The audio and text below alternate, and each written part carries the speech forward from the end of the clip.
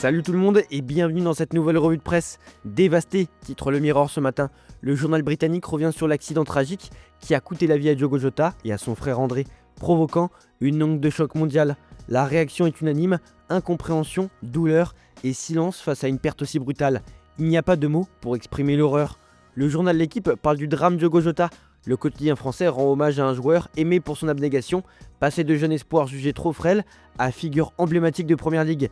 Le journal revient sur son parcours inspirant, brisé trop tôt, et sur l'émotion qui envahit ses anciens coéquipiers. Dans Marca, le football pleure, peut-on lire en une. L'Espagne, pays du drame, s'associe au deuil mondial. Le journal madrilène évoque une journée noire pour le football européen. Les clubs de Liga, ses anciens adversaires et les supporters ont observé une minute de silence spontané dans plusieurs centres d'entraînement. Le Correo da Manhã évoque les premières conclusions de l'enquête qui indiquent qu'une chirurgie pulmonaire récente avait conduit les médecins à déconseiller un vol à Jota. C'est en voiture qu'il avait décidé de rentrer. Son pneu aurait explosé, provoquant la sortie de route à haute vitesse au volant de sa Lamborghini. Odiogo publie une poignante en noir et blanc avec les deux frères côte à côte. Le Portugal pleure l'un de ses meilleurs ambassadeurs du football moderne en parlant d'une douleur éternelle. À Liverpool, c'est tout le club qui est anéanti. Il a annoncé la retraite définitive du numéro 20, désormais sacré à Anfield. Un cérémonial d'adieu est en préparation. Les supporters prévoient un hommage géant avant le prochain match et des milliers de fleurs ont déjà été déposées devant le stade. Décision imminente pour Nico Williams. Le FC Barcelone attendait la réponse de l'Espagnol. Le dossier entrait dans sa phase décisive.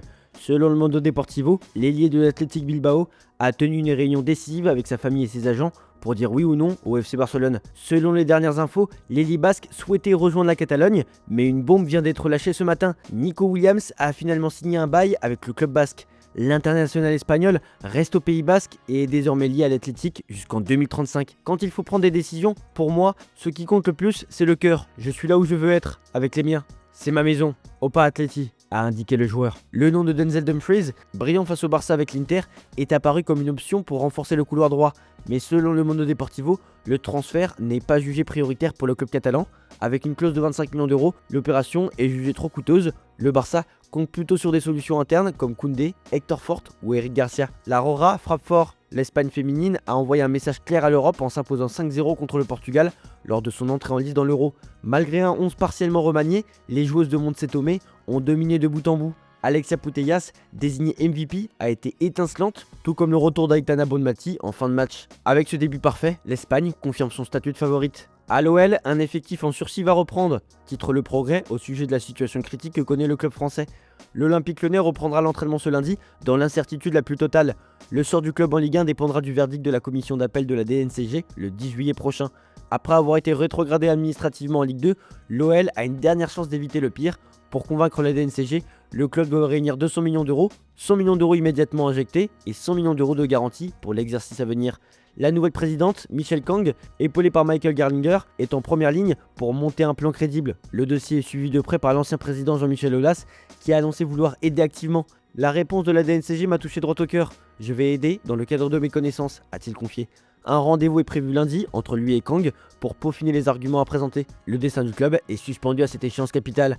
De son côté, le Paris Saint-Germain entame son opération dégraissage et les offres commencent à tomber pour ses joueurs en partance. Milan Skriniar, prêté ses 6 derniers mois à Fenerbahçe, pourrait y rester. Le club turc propose 10 millions d'euros pour un transfert définitif. Marco Asensio, de retour d'un prêt réussi à Aston Villa, intéresse également Fenerbahçe qui a proposé 15 millions d'euros. Mais l'Espagnol est aussi courtisé par l'AC Milan et Villarreal. Enfin, Nancy Moukile figure aussi sur les tablettes du club turc en quête d'un latéral droit expérimenté. Le PSG espère finaliser rapidement plusieurs ventes pour libérer de la masse salariale et accélérer son mercato estival. La situation est toujours tendue autour d'Hakan Çalhanoğlu.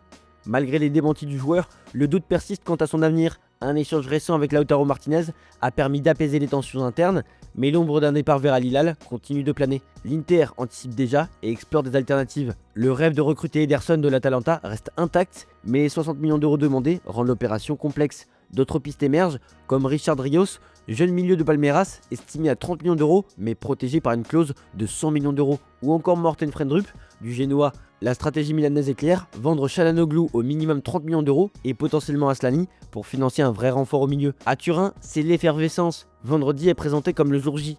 Jonathan David va signer avec la Juventus. L'attaquant canadien, libre en fin de contrat, va paraffer un bail de 5 ans à 6,5 millions d'euros net par an, avec un bonus en cas de titre. Le transfert, même sans indemnité directe, coûtera 15 millions d'euros de commission, mais permet à la Juve d'offrir à Igor Tudor le buteur qu'il attendait. Et la vieille dame ne compte pas s'arrêter là. Jadon Sancho, de retour à Manchester United, est une cible chaude.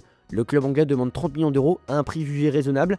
Sancho, séduit par le projet turinois, est même prêt à revoir son salaire à la baisse. Il gagne actuellement 10 millions d'euros net par an. Dans un entretien accordé à AS, le joyau brésilien de 17 ans, Estevão Willian, annonce clairement la couleur. J'espère combattre Lamine et Mastantuono. Le futur joueur de Chelsea, attendu à Londres après la Coupe du Monde des clubs, se positionne d'ores et déjà comme l'un des grands rivaux de la nouvelle génération du Real Madrid et du FC Barcelone. Fan de Neymar, comparé parfois à Messi pour son aisance balle au pied et son explosivité, Estevão affiche de grandes ambitions. Éblouir l'Europe, remporter la Coupe du Monde avec le Brésil, décrocher un ballon d'or. Avant de rejoindre Chelsea, il aura l'occasion d'affronter son futur club avec Palmeiras lors de la Coupe du Monde des clubs.